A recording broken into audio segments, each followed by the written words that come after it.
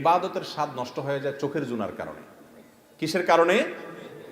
আমি আপনাদেরকে আল্লাহর উপরে ভরসা করে বলছি, যদি কেউ ইবাদতের স্বাদ পান না এই অভিযোগ করেন, আপনি টানা 10 দিন 20 দিন এই চোখ দিয়ে হারাম কোনো পড়নার দিকে তাকাবেন না, কোনো মিউজিক কোনো গান শুনবেন না, মোবাইলেও না, মোবাইলের বাইরেও না, টেলিভিশনেও না, কোনো দিকেই না। রাস্তা চলবেন, নিজেকে নিয়ন্ত্রণ করবেন, নজর পড়ে গেছে সাথে সাথে নিজেকে শাসন করবেন, ভৎসনা করবেন, আল্লাহর কাছে মাপ চাইবেন, এরপরে আরো সাবধান হয়ে চলবেন। এইভাবে 10-15 দিন যদি চোখের জেনা থেকে আপনাকে বাঁচাতে পারেন নিজেকে, ইনশাআল্লাহ আপনি ইবাদতের স্বাদ পাবেন। আপনি রুকু করলে, সিজদা করলে আর উঠতে মনে চাবে না। ভাইরে, আজ আমাদের কাছে নামাজটা বোঝা হয়ে গেছে। আমরা নামাজটা পড়ি একটা বোঝা, পড়ে শেষ করতে পারলে বাঁচি। সাহাবায়ে কেরাম, এমনকি আমাদের প্রিয় নবী করিম সাল্লাল্লাহু আলাইহি সাল্লাম কিভাবে নামাজ পড়তেন জানেন? আম্মা জান আয়েশা বলেন, তিনি যখন রাতের জন্য নামাজ পড়তেন, লা তাসআল আন হুসনিহিন্না ওয়া তুলিহিন্না, নবীজির রাতের নামাজের কি সৌন্দর্য ছিল, আর বলো না। যখন তিনি দাঁড়িয়ে কিরাত পড়তে থাকতেন, এত লম্বা সময় পড়তেন, আমরা মনে করতাম হায়রে রুকুতে আর যাবেন না মনে হয়। রুকুতে যাওয়ার পর সুবহান রাব্বিয়াল আযীম, আল্লাহর পবিত্রতা বর্ণনা করছেন, মালিকের সামনে নিবেদন করছেন তাসবিহ। এত বেশি ভালো লাগা কাজ করতো, নবীজি রুকু থেকে আর উঠতেন না। আম্মাজান আয়েশা বলেন, মনে হতো তিনি আর উঠবেন না, মাথা তুলবেন না। ভয় হতো যে হায়রে এত সময় ধরে তিনি রুকুতে আছেন, কষ্ট হয়ে যাচ্ছে, মাথাটা কেন তুলছেন না। এরপর যখন মাথা তুলতেন, এত সময় ধরে দাঁড়িয়ে আল্লাহর প্রশংসা করতেন, হামদান কাসীরান তাইয়িবান মুবারাকান ফি রব্বানা ওয়ালাকাল হামদ। এত সময় নিয়ে বলতেন, মনে হয় যে আর সিজদা যাবেন না। আবার সিজদা গেলে একই অবস্থা। সবচেয়ে মজার জায়গায় সিজদা, আমার মালিককে আমি সিজদা করছি, এই সিজদার বিনিময়ে দুনিয়া এবং দুনিয়ার মধ্যে যা কিছু আছে সবকিছুর চাইতে উত্তম হবে, মালিকের সবচেয়ে নৈকট্য অর্জন হবে। আকরাবু মা ইয়াকুনুল আবদু মির রাব্বিহি ওয়া হুয়া সাজিদ, বান্দা আল্লাহর সবচেয়ে কাছে যেতে পারে যখন সে সিজদায় চলে যায়। প্রধানমন্ত্রীর খুব কাছে যেতে পারলে, প্রেসিডেন্টের খুব কাছে যেতে পারলে আমাদের গর্ব হয়। দুনিয়ার প্রধানমন্ত্রী, দুনিয়ার প্রেসিডেন্ট, দুনিয়ার রাজা, দুনিয়ার সমস্ত মানুষের মালিক যিনি, বাদশাহ যিনি, রব যিনি, সবাই যার গোলাম সৃষ্টি, সেই মালিকের সবচেয়ে কাছে যেতে পারে মানুষ যখন সিজদায় চলে যায়। আপনি যদি মনে করেন আমি সিজদায় আছি, আমার রবের সবচেয়ে কাছে আছি, একবারে সামনাসামনি রবকে পেয়ে আমি নিবেদন করছি সুবহান রাব্বিয়াল আলা, ও আমার মহান প্রভু মালিক, আপনি পবিত্র, আপনার পবিত্রতা আমি বর্ণনা করছি, ভালো লাগা কাজ করবে। নবীজি সাল্লাল্লাহু আলাইহি ওয়াসাল্লাম লম্বা সময় সিজদা করতেন, উঠতে চাইতেন না। আর আমাদের অবস্থা হলো নামাজ তাড়াতাড়ি করে শেষ করতে পারলে বাঁচি। নামাজের পরে যদি বৃষ্টি হয় তো মসজিদের দুয়ারে এসে সবাই এমন ভাবে একত্র হয়, মনে হয় জেলখানায় আছে, বাইরে হওয়ার জন্য সবাই পাগল হয়ে গেছে। ঠিক না ঠিক? ভাইরা আমার, এই ইবাদতের স্বাদ নষ্ট হয় যে কাজগুলোর মাধ্যমে, তার মধ্যে অন্যতম একটা কাজ হলো চোখের গুনাহ, যেটা আজ ব্যাপক হয়ে গেছে। এই জন্য ইবাদতের স্বাদ নাই। আল্লাহ আমাদেরকে চোখের জেনা থেকে বেঁচে থাকার তৌফিক দান করুন। আর এমনি গণহারে গুনাহের কারণেও ইবাদতের স্বাদ কমে যায়। ইবাদতের স্বাদ কমার তৃতীয় কারণ হলো হারাম খানা। আজকাল খাবারের মধ্যে এত ভেজাল, আল্লাহ মাফ করুক, ইমাম সাহেব বেচারা যে বেতনটা পায়, ওয়াজ করে হুজুর যে হাদিয়া পায়, ওই হাদিয়াও দেখা গেল যে যেসব মানুষ দিছে টিছে, সুদখোর, ঘুষখোর, টিনচোর, গমচোর, ডাকাত, রাহাজানি করেন না, আইল ঠেলা মানুষ, 2 নম্বরে ইনকাম করা মানুষ, চাঁদাবাজ, মাস্তান, এক একজনের ইনকামে এক এক ভেজাল। আবার কেউ আছে এগুলো কিছু করেন, আপনারা খুব হাসতেছেন মনে মনে, হুজুর সব বাঁশ দিয়ে ফেলতেছে।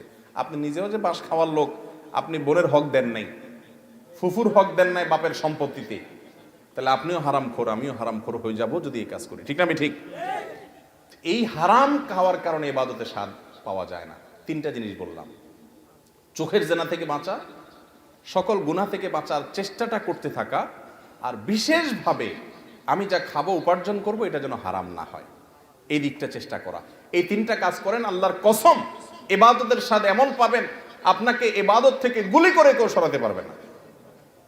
ভাইরে, সালাহাতু সঙ্গে বুদি দিল খারাস, আজমুদে এক জামানা খাকে বাস। অনেক কিছু স্বাদ পেয়েছেন জীবনে, অনেক কিছুর স্বাদ। ভাই, ভালো খাবারের স্বাদ পেয়েছেন, জেনা হারাম রিলেশন সম্পর্কের মধ্যে স্বাদ পেয়েছেন, ফেসবুকে ইউটিউবে আজেবাজে জিনিস দেখে স্বাদ পেয়েছেন, হালাল হারাম বিভিন্নভাবে বিভিন্ন স্বাদ পেয়েছেন। আজমোদে এক জামানা খাক বাস, একটু পরীক্ষা করে কিছুকালের জন্য মাটি হয়ে দেখেন, একটু কিছুকালের জন্য হারাম ত্যাগ করে দেখেন, ইবাদতের স্বাদ যদি একবার পান, দেখবেন যে এর চাইতে স্বাদের আর কিছু নেই। শাহ ওলিউল্লাহ মুহাদ্দিস দেহলভী রহিমাহুল্লাহ, তার ব্যাপারে একটি ঘটনা বর্ণিত আছে যে তিনি বলতেন, দিলে দারম জওয়াহির পারায় ইশকাস্তি তাহবিলশ কেদারত জের গরদোমি সে মেরে সামানে কে মন্দারম। তিনি দিল্লি শাহী মসজিদের ওখানে দাঁড়িয়ে বলতেন, আল্লাহ এমন এক দিল দিয়েছেন আমাকে,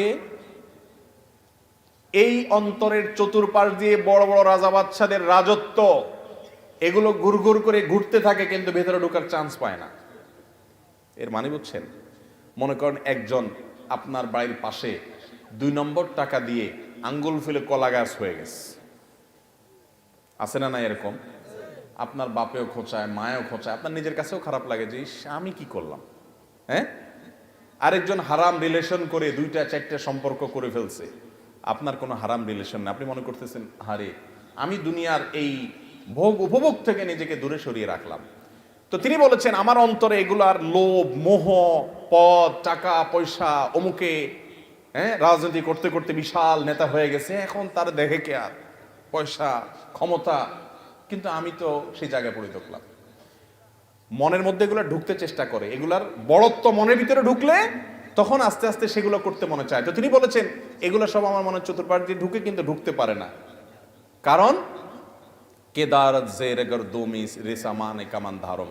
ও দুনিয়ার রাজা বাদশারা, ও মোগল সম্রাটেরা, আমি যে অন্তর রাখি এই অন্তরে আল্লাহর ইবাদত করে যেই পরিমাণ নিজেকে ধনী মনে হয়, তোমাদের কাছে যত কিছু আছে এগুলো সব আমার কাছে তুচ্ছ মনে হয়, এগুলোর কোনো মূল্য আমার কাছে নাই, তোমরা এগুলোকে অনেক বড় কিছু মনে করতে পারো। মুসলমানের নজর হবে সেরকম, এগুলো কল্পকাহিনী মনে হবে।